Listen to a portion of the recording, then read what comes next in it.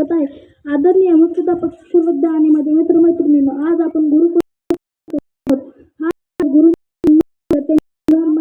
असा आहे.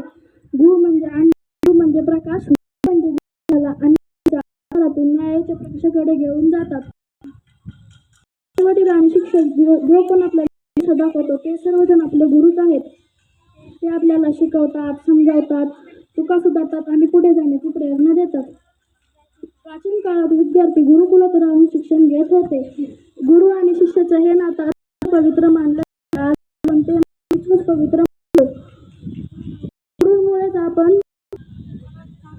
चांगले विचार, शिस्त आणि संस्कार शिकतो. ते गुरु म्हणजे फक्त शिकवणारेच नाही तर जीवन जगायला शिकवणारे असतात. गुरुपौर्णिमेचा हा दिवस म्हणजे गुरूंना थँक्यू म्हणायचे.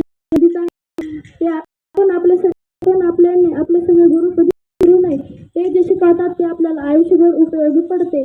आपण चुका केल्या तर ते आपल्याला शिक्षा करतात, तो प्रेमही करतात. आपल्याला पुढे नेण्यासाठी ते मागे उभे असतात. आपण सगळ्यांनी आज एक संकल्प करू, त्याचे आई वडील, शिक्षक आणि यांचा नेहमी सन्मान करू. शेवटी एक श्लोक सांगतो, गुरु ब्रह्मा गुरु विष्णू गुरु देव महेश्वरा.